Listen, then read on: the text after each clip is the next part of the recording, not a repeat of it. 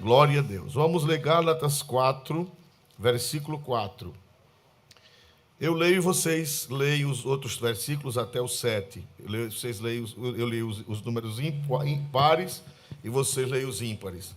Mas vindo a plenitude dos tempos, Deus enviou seu Filho, nascido de mulher, nascido sob a lei. Todos. Para remir os que estavam debaixo da lei, a fim de recebermos a adoção de filhos. E porque sois filhos, Deus enviou aos nossos corações o Espírito de seu Filho que clama, Abba, Pai. Todos juntos. Assim que já não és mais servo, mas filho, e se és filho, és também herdeiro de Deus por Cristo. E todos dizem... Amém. Podeis assentar, irmãos amados. Meus queridos irmãos, nos resta alguns minutos e com a ajuda de Deus, nosso Pai, eu quero trazer uma palavra da parte de Deus para vocês. Vocês vão levar para casa a mensagem cantada, muito bonita, e eu creio que ficou muita coisa nos corações. Mas nós precisamos levar a palavra pregada, querigmatizada, anunciada. Meus irmãos, esse versículo, desde a semana passada, este texto vem falando ao meu coração, mas falando fortemente. Eu já preguei muitas vezes neste texto, mas desta vez está muito forte. E eu quero, com a ajuda de Deus, tentar transmitir para vocês, o som estava um pouquinho melhor, transmitir para vocês o que está no meu coração da revelação desta palavra. Meus amados irmãos, o apóstolo disse: mas, vindo a plenitude dos tempos, Deus enviou quem, meus amados irmãos? Seu Filho. Meus amados irmãos, eu não sei se vocês, principalmente quem conhece história universal, eu não sei se vocês já passou pela cabeça de vocês, por que foi que Deus demorou tanto a mandar o Salvador? Eu já pensei isso muitas vezes. Porque, segundo a cronologia do bispo Husserl, que é um bispo da igreja anglicana, da igreja da Inglaterra, segundo a cronologia dele, o pecado ocorreu em 4004 a.C., portanto, 4.000 anos antes de Cristo aconteceu a queda, aconteceu o pecado. E Deus só manda Jesus 4.004 anos depois. E eu sempre me questionei, e depois eu lendo a história, salvo melhor, a história universal de Gibbon, Edward Gibbon, um inglês que escreveu a história da queda do Império Romano, ele disse no seu livro que também os romanos e os gregos perguntavam, quando os apóstolos chegavam pregando o evangelho, eles perguntavam se esse Deus veio salvar, por que ele demorou tanto? Demorou 4.000 anos. Os sábios, os filósofos perguntavam aos apóstolos, por que foi que Deus demorou tanto? Se ele prometeu, por que ele não mandou com meses? Porque ele não mandou o filho dele com poucos anos, mas esperou milênios. E eu também tinha, e ainda hoje a gente fica perguntando por que Deus demorou tanto. Mas isso é no nosso pensamento humano, no nosso pensamento acanhado, tacanha, mesquinho, limitado de um ser humano como somos nós. Mas o apóstolo disse, mas vindo a plenitude de quê, meus irmãos? Dos tempos. O que é plenitude? Plenitude, irmãos, vou fazer uma simples comparação, é como um copo que você vai derramando água e ele vai o quê? Enchendo, até chegar à borda, até chegar à borda, até chegar o limite. Então, ali chegou a plenitude, chegou o limite. E assim também foi Deus. Deus, ele esperou o tempo certo.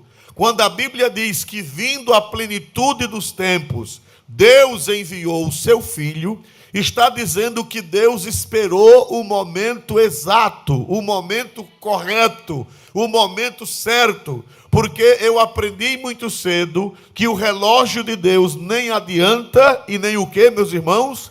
Atrasa. O relógio de Deus é no tempo certo. E meus amados irmãos, por que Deus demorou tanto? Porque Ele estava preparando o mundo para receber o Messias. Os irmãos estão lembrados, eu já preguei aqui em um Natal, que 3 grandes eventos prepararam o mundo para receber o Evangelho, para receber o Messias. O primeiro evento que preparou o mundo para receber o Evangelho foi a ascensão de Alexandre o Grande em 300 a.C. Alexandre o Grande, ele dominou de Mamá, dominou a região da Ásia, dominou a região do Mediterrâneo e parte da Europa. E Alexandre o Grande, ele espalhou a língua grega. O reinado dele foi muito curto, foi curtíssimo, ele morreu com 33 anos. Mas ele fez um grande favor de espalhar a língua grega ao mundo. De maneira que cada país, mesmo quando o Império Grego caiu, cada país falava sua própria língua, mas todo mundo sabia falar grego. Não era o grego clássico dos filósofos, mas era um grego rasteiro, um grego comum, vamos dizer um grego popular, chamado grego koiné. Então, quando Cristo veio à Terra, todos os países falavam suas próprias línguas, mas falavam o koiné, o grego koiné. E meus irmãos amados, para você ter uma ideia, o apóstolo Pedro, pescador da Galileia, é um homem sem letras, mas ele sabia falar o grego koiné, porque o comércio se expandiu, todo mundo viajava e essa língua se espalhou. Os apóstolos de Jesus sabiam falar aramaico, mas também sabiam falar o grego koiné. De maneira que quando Cristo veio ao mundo, houve uma facilidade para o evangelho se espalhar, porque onde os pregadores chegavam falando o grego koiné, e todo mundo entendia, todo mundo podia ouvir. Hoje, se eu for pregar na África, eu vou enfrentar uma grande dificuldade, porque eu não sei a língua deles. Se eu pelo menos soubesse falar bem o inglês, eu seria mais bem sucedido. Se eu for para vários países, eu vou enfrentar dificuldade. Mas os apóstolos não enfrentaram, porque a língua grega estava espalhada. Vocês acham que isso foi obra do acaso? Vocês acham que isso foi obra de uma eventualidade? Não. Isso foi obra de quem? Quem entende? Foi obra de quem, meus irmãos? De Deus. Alexandre o Grande foi apenas um instrumento de Deus para espalhar essa língua. Em segundo lugar, quando Cristo veio à terra, havia já o Império Romano. Vocês lembram que quando Jesus nasceu, quem mandava em todo mundo era Roma. Já não era mais o Império Grego, mas era o Império Romano. Todo mundo tinha seu país, mas todo mundo obedecia a um só rei. E as pessoas podiam sair de um país para outro sem problema nenhum. Uma hora você podia pegar o navio pelo Mediterrâneo e ir para o norte da África, e você estava em casa, porque o imperador do norte da África era o César. Você depois pegava o navio e ia para as províncias da Ásia. Quando você chegasse lá, você estava em casa, porque o imperador era um só, todo mundo era cidadão universal. Você pegava o navio e ia para a Palestina, estava em casa. Você ia para a Síria, estava em casa. Você ia para a Itália, você estava em casa, porque o imperador de todo aquele mundo era o imperador romano. E outra coisa boa, então os apóstolos tiveram liberdade, os evangelistas, os pregadores tiveram liberdade de ir para todo lugar sem barreira nenhuma. Por isso que a Bíblia diz, vindo à plenitude de quê, meus irmãos? dos tempos. Então, outra coisa, o Império Romano fez pontes, fez estradas. Até hoje existem pontes e existem estradas que foram feitas pelos imperadores romanos. Então havia tráfego, havia facilidade para viajar. Antigamente, se Cristo tivesse vindo antes, não tinha essa facilidade. Se Cristo tivesse vindo 300 anos antes, 500 anos antes, não haveria essas condições que ainda não estavam preparadas. Louvado seja Deus. Então, vindo a plenitude dos tempos. Mas deixa eu dizer a terceira coisa que facilitou, que preparou o mundo para a vinda de Cristo e para o evangelho se espalhar. Sabe o que foi? Foi que em 590 antes de Cristo, Deus permitiu que Jerusalém fosse destruída e que os judeus fossem levados para Babilônia. E lá na Babilônia, eles não voltaram todos. Depois de 70 anos, um grupo de judeus voltou para Jerusalém e para a Judéia. Mas a maioria dos judeus não voltaram. A maioria dos judeus se espalhou pelo mundo todo. Se espalhou pela Ásia, se espalhou pela Europa, se espalhou pela Síria, se espalhou pelo norte da África, até na China. Foram parar judeus na Índia, foram parar judeus, irmãos, depois do cativeiro babilônico, judeus se espalhou por todo o mundo. E sabe o que foi que eles levaram? Eles levaram o Antigo Testamento, e pasmem, na língua grega, foi traduzida a Bíblia para o grego, a famosa Septuaginta,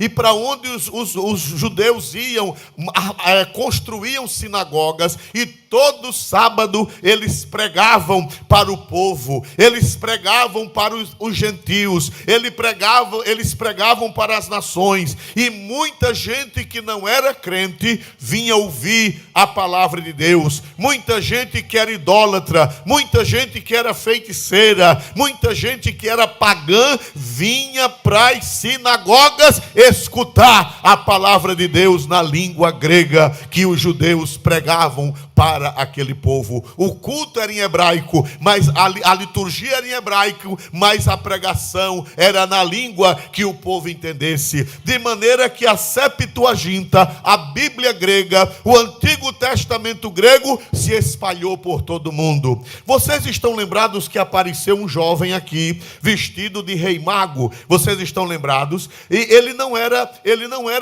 judeu, ele era um gentil, era do Oriente, não sabemos, alguém disse que era do Irã, alguém disse que era da Pérsia. A maioria da tradição acredita que eles eram os magos, eram da Pérsia. E eles disseram, quando Jesus nasceu, eles viram a estrela, e eles disseram, vieram para Jerusalém e disseram, vimos a sua estrela onde está nascido o rei dos judeus, porque nós vimos a sua estrela no Oriente. Meus irmãos, de onde foi que eles tiraram essa ideia da estrela? Eles tiraram essa ideia da estrela da Bíblia grega Septuaginta. Eles leram na Bíblia grega que quando o Messias nascesse, o profeta Balaão disse que quando o Messias nascesse, uma estrela procederia de Jacó. E eles, lendo essa profecia, quando Jesus nasceu, eles foram atrás de Jesus, porque conheciam a Bíblia grega. Quem pode dizer glória a Deus? Então olha para cá, quando Jesus veio à terra, muita gente já estava esperando, aleluia, do Oriente ao Ocidente, que Deus glorioso, aleluia, da Ásia até as bandas do Ocidente da Europa, aleluia, do Norte da África, irmãos, já tinham milhões de pessoas, já havia milhões de pessoas esperando o Messias, porque os judeus, eles espalharam essa esperança messiânica. Por isso que em Ageu, no capítulo 2 e versículo 8, eu queria que você colocasse na tela, Ageu 2 e 8, glória a Deus, aleluia, 2 e 7 nessa versão, por favor, glória a Deus. Farei tremer, o profeta Ageu disse, farei tremer todas as nações, e virá o que, irmão? Me ajude, virá o que, irmãos? Olha, o profeta Ageu disse que antes de Cristo vir, ele já seria o que, irmãos? Desejado, aleluia. Apesar que alguns querem dizer que isso aí não é uma profecia a respeito de Jesus, mas com segurança é. Alguém diz que é sobre as joias que viriam para o templo, mas não é. A Bíblia diz: farei vir o desejado de todas as nações. Quando Cristo veio, já todas as nações civilizadas estavam desejando que o prometido viesse. Quem pode dizer glória para Deus nesta noite? Aleluia. Vocês estão entendendo por que foi que Paulo disse, vindo o quê? Volte para o texto de Gálatas 4:4. Veja, por favor. Diz aí: mas vindo a plenitude dos tempos, Deus enviou o quê, meus amados irmãos?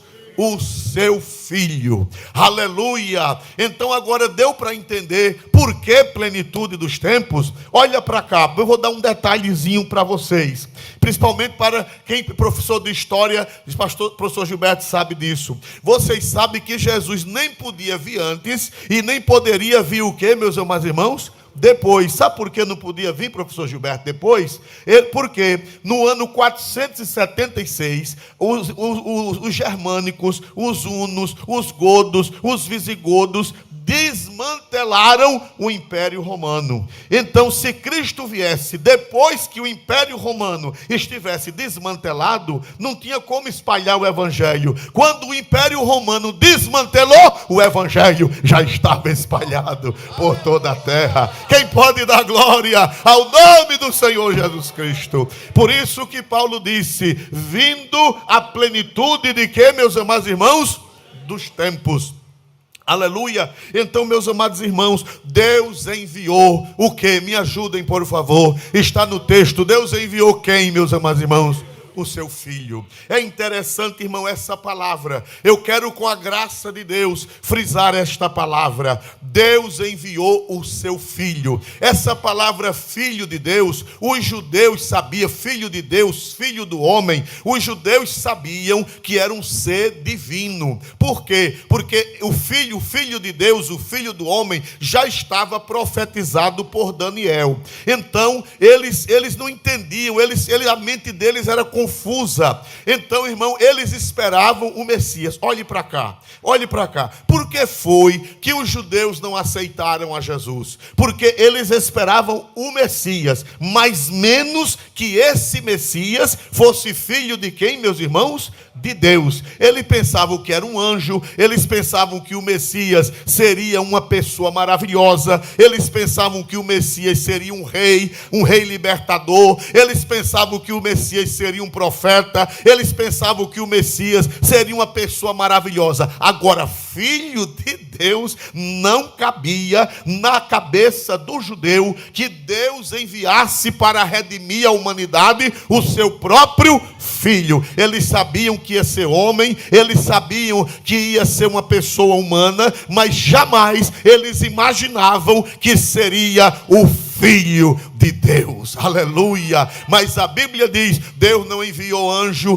Deus não enviou arcanjo, Deus não enviou Miguel, Deus não enviou Gabriel, Deus não enviou Rafael, Deus enviou o seu próprio Filho. E quem pode dar glória ao Filho de Deus? Aleluia.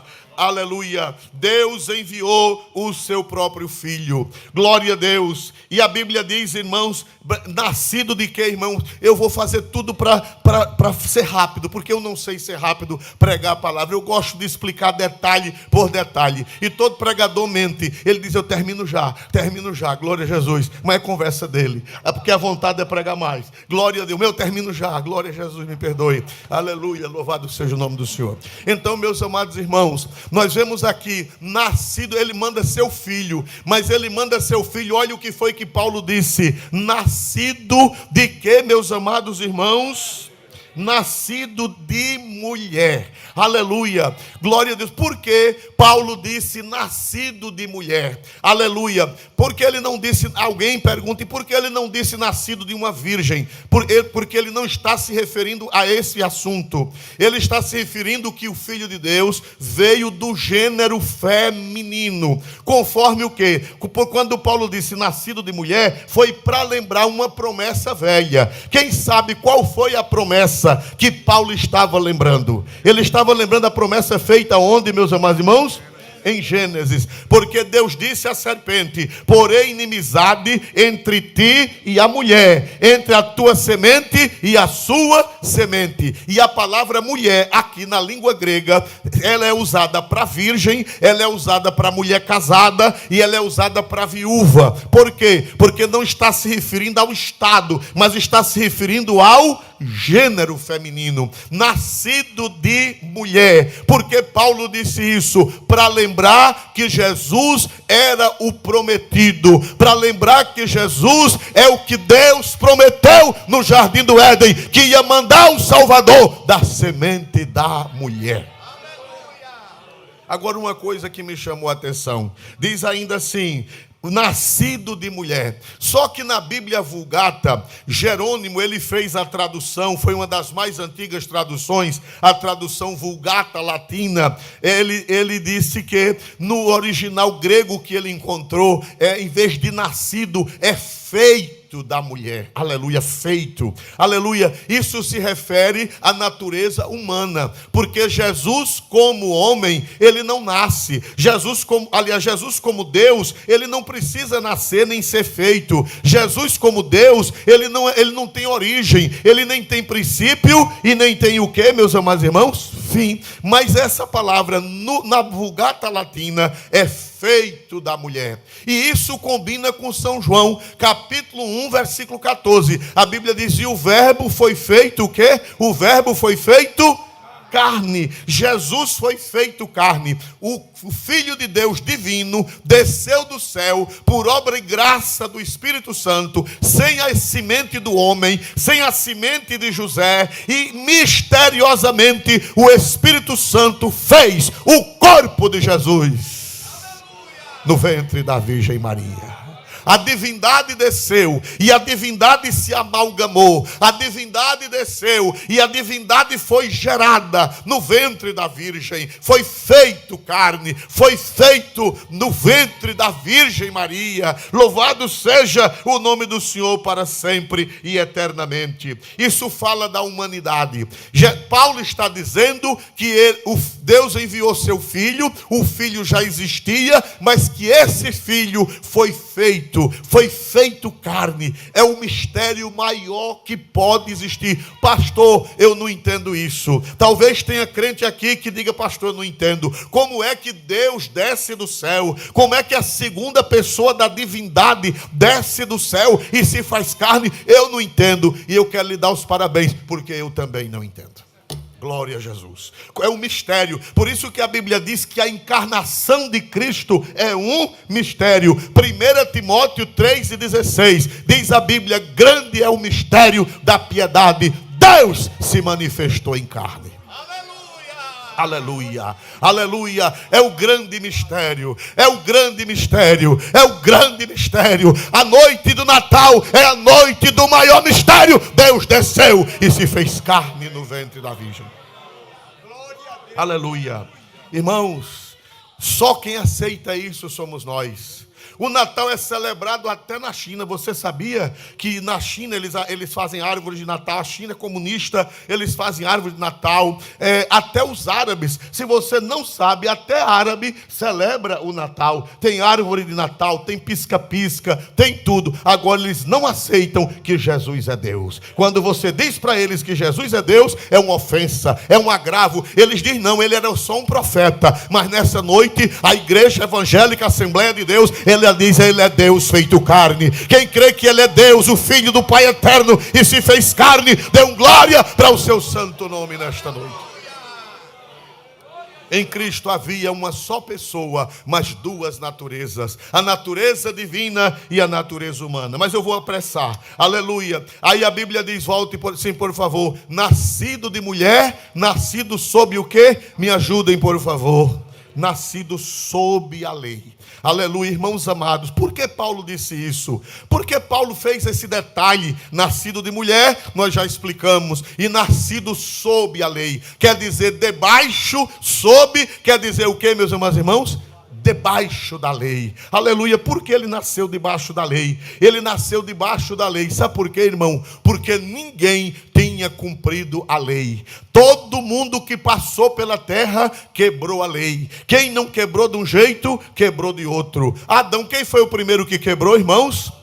Adão. Depois de Adão vieram os patriarcas. Qual foi o patriarca que não quebrou a lei? Me ajudem a ministrar. Qual foi o único patriarca que não quebrou a lei? Abraão quebrou a lei? Sim ou não? Quebrou porque mentiu. Isaac quebrou a lei? Quebrou porque mentiu. Jacó quebrou a lei? Quebrou. Raça para mentir era aquela família. Aleluia, mentiu também. Os irmãos de José quebraram a lei? Quebraram ou não quebraram, meus amados irmãos? Quebraram a lei. Moisés quebrou a lei? Me ajude. Moisés que deu a lei, quebrou a lei? Quebrou ou não quebrou? Quebrou. Todos pecaram. O rei Davi pecou também. Aleluia. Todos pecaram. A Bíblia diz que todos pecaram e destituídos estão de quê, meus irmãos? Da glória de Deus. Aí Jesus veio debaixo da lei. Ele veio no tempo da lei. Ele veio, mas o diabo tentou ele quebrar a lei, mas Satanás não conseguiu. E Jesus foi o único que passou aqui pela terra, viveu debaixo da lei e não quebrou a lei. Quem pode dar glória ao nome santo deste Cristo maravilhoso? Viveu debaixo da lei, aleluia. Satanás fez de tudo. Satanás fez Jesus pecar pela concupiscência dos olhos. Satanás tentou fazer Jesus pecar pela concupiscência dos olhos, tentou fazer Jesus pecar pela concupiscência da carne, tentou fazer Jesus pecar pela soberba da vida, mas as 3 portas foram batidas na cara de Satanás e Jesus venceu. Por isso que a Bíblia diz, nascido sob a lei, porque ninguém conseguiu. Ele veio debaixo da lei, ele veio como homem, ele veio como ser humano, ele veio como o último Adão e ele venceu. Louvado seja o nome do Senhor. Não tem ninguém aqui na terra que não pecou, não tem aqui ninguém na terra que não peque, mesmo depois de salvos, mesmo depois de lavados, mesmo depois de remidos pelo sangue de Jesus, ainda carregamos este corpo de pecado, mas estamos aguardando o arrebatamento, estamos aguardando o dia em que o mortal vai se revestir da imortalidade e o corruptível vai se revestir da incorruptibilidade.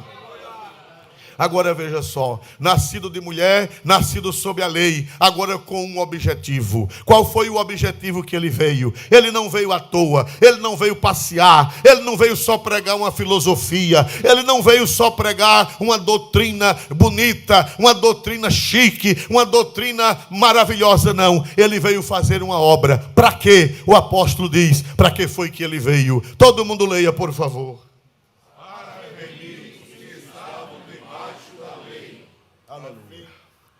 Para remir, aleluia.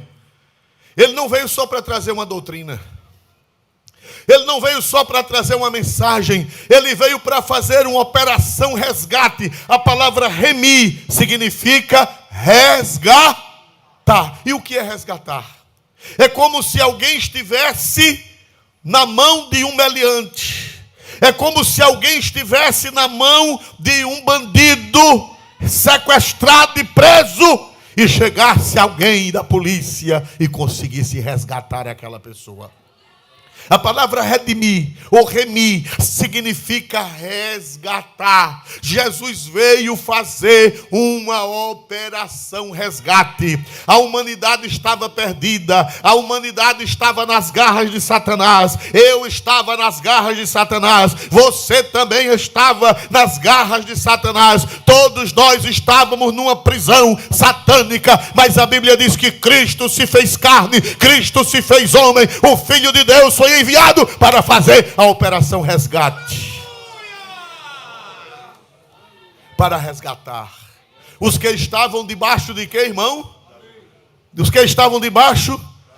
Cristo veio debaixo da lei. Me ajude para nós encerrarmos daqui a pouco. Cristo veio debaixo da lei? Sim ou não? E nós estávamos também o quê?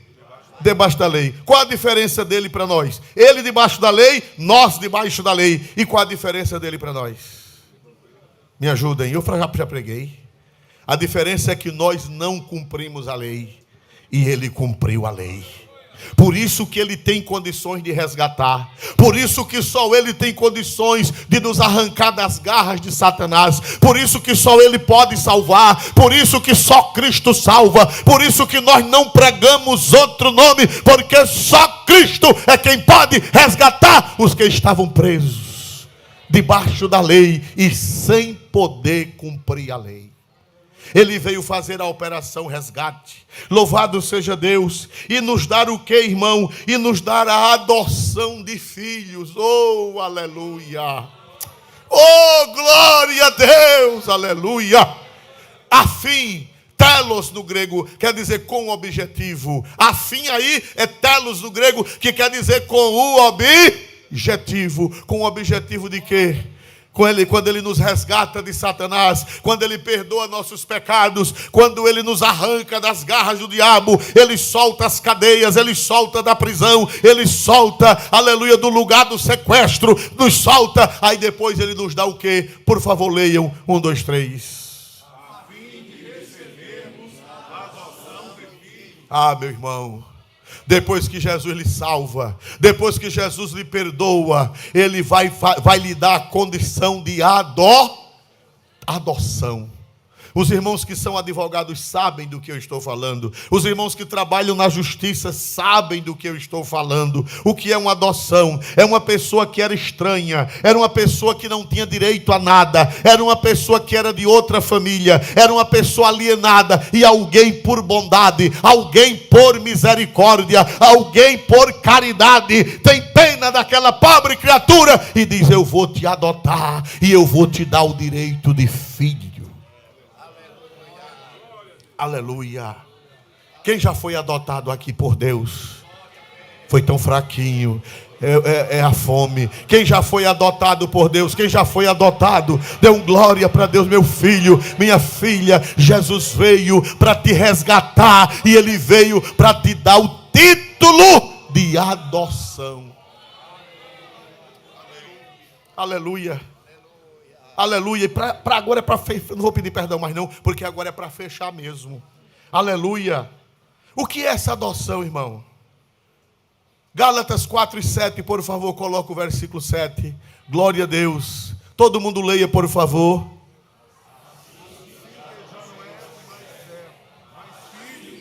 E se és também herdeiro de Deus por Cristo. Olha para cá, eu achei interessante que não diz que tu és herdeiro do céu. Observe, eu observei isso hoje, preparando esse sermão. Não diz herdeiro do céu, diz herdeiro de quem? Herdeiro de Deus. Pastor, e nós não somos herdeiros do céu? Somos, mas mais importante do que ser herdeiro do céu é ser herdeiro do dono do céu. Vamos nos colocar de pé em nome de Jesus. O grupo do louvor, o ministério do louvor vai louvar. E a primeira pessoa vai se aproximar para aceitar esse Jesus como Salvador. Alguém que está desviado, alguém que nunca foi crente, alguém que está afastado, alguém que está fraco na fé. Onde está a primeira pessoa? Levante a sua mão em nome de Jesus e diga: pastor, eu sou a primeira pessoa. Hoje eu vou fazer minha reconciliação. Hoje eu quero sair do cativeiro que o diabo me colocou. Jesus veio para me resgatar. Jesus veio para me trazer de volta. Jesus veio para me livrar das mãos do diabo. Onde está a primeira pessoa que nesta noite quer ser resgatada por este Cristo? Pode ser alguém que nunca foi crente, pode ser alguém que já foi e afastou-se. Levante a mão a primeira pessoa, levante a mão e diga: pastor, sou eu. Glória a Deus. Onde está a primeira vida? Enquanto os irmãos louvam ao Senhor, a primeira vida, por favor, venha aqui à frente em nome de Jesus. Não tenha vergonha, não tenha acanhamento, não tenha cerimônia, como diziam os antigos. Venha aqui à frente em nome de Jesus. Aleluia.